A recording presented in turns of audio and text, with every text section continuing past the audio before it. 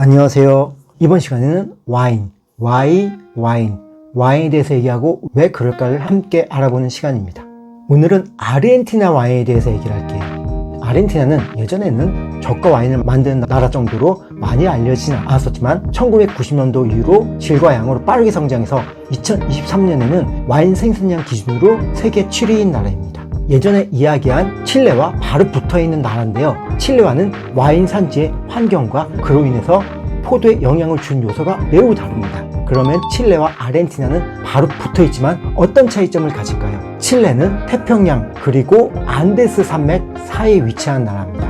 그래서 바다의 영향을 받고요. 또한 일부는 안데스 산맥의 고도에 의한 영향을 받기도 하지만 일반적으로 얘기되는 안데스 산맥으로부터의 영향은 밤이 됐을 때 안데스 산에서 차가운 냉기가 구름지대로 내려와서 온도를 낮춰주는 겁니다. 그런데 아르헨티나는 칠레 옆에 붙어 있어서 바다와 멀진 않지만은 안데스 산맥 때문에 바다에 의한 혜택을 못 보는 나라입니다.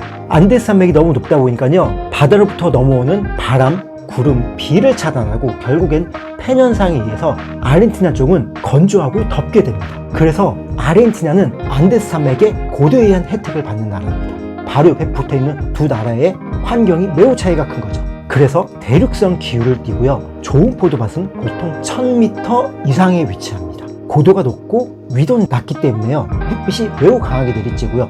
잘못하면 포도 자체를 태울 수도 있을 정도로 햇빛도 강하고 열도 높습니다. 그래서 전통적으로는 퍼글라, 아르헨티나에서는 파랄이라고 하는 덩굴 식물을 키울 수 있는 구조물을 사용해서 포도를 키웠습니다. 포도가 땅과 거리가 떨어져 있다 보니까 지면에서 오는 열을 피할 수 있고요. 캐노피 관리, 잎으로 포도를 가리는 그런 관리 방법을 쓰면서 강한 햇빛으로부터 포도 열매를 보호하는 방식을 썼던 거죠. 아르헨티나의 포도를 키우는 환경의 장점과 단점을 알아보도록 하겠습니다. 우선 단점은요, 아까 얘기했듯이 건조한 것입니다. 그래서 전통적으로는 안데스 산맥으로부터 눈 녹은 물이 내려오면 그것을 가둬서 사용하는 담수관계 방식을 사용했었습니다. 그런데 요새는 비싸지만 좀 더 세밀하게 물을 줄 수 있는 세로관계를 사용하는 일이 점점 늘어나고 있습니다. 또한 매우 치명적인 단점이 우박이 내리는 일이 잦습니다. 그래서 비용이 많이 들더라도 그물을 사용해서 우박의 피해를 방지하거나 포도밭을 한 곳에 집중시키지 않고 여러 지역에 나눠서 소유함으로써 우박의 피해를 대비했었습니다.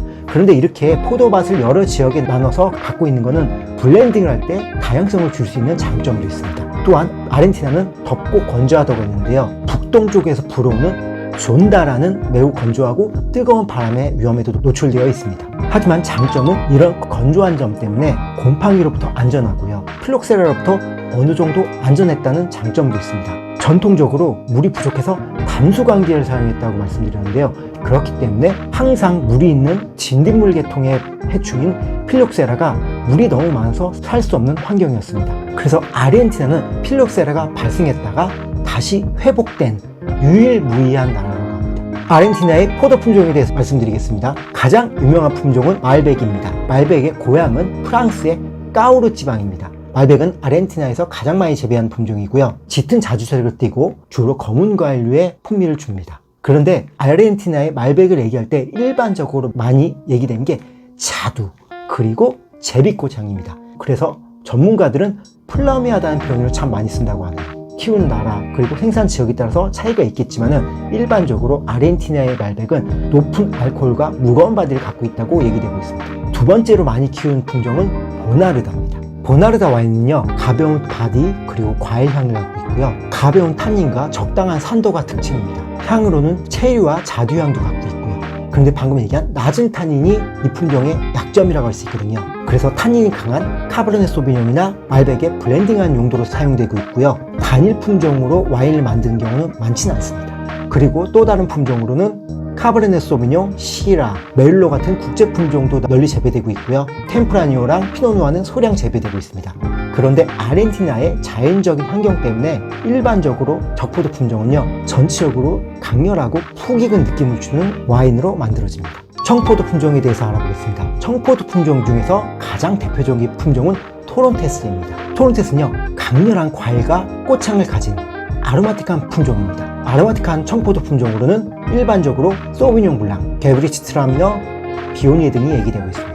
토론테스의 부모 중 하나가요, 향이 강렬한 위스카종입니다. 꽃향이 강한 위스카 오브 알렉산드리아입니다. 그래서 향적으로는 그 포도 품종에 영향을 많이 받았고요. 또한 다른 또 하나의 포도 품종은 크리올라 치카라는 토착 품종인데요. 이 품종 같은 경우는 중립적이고요. 무겁지 않은 바디감을 갖고 있거든요. 그래서 토론테스에 구조감을 주었다고 얘기되고 있습니다. 토론테스는요, 대비되는 지역의 환경, 특히나 아르헨티나는 고도 영향을 받기 때문에 포도원의 고도가 높냐, 낮냐에 따라서 다른 특징을 보여주는 토론테스가 재배됩니다. 그래서 지역이 높은 데서 생산한 토론테스는 시트러스한 스타일을 갖고 있고요.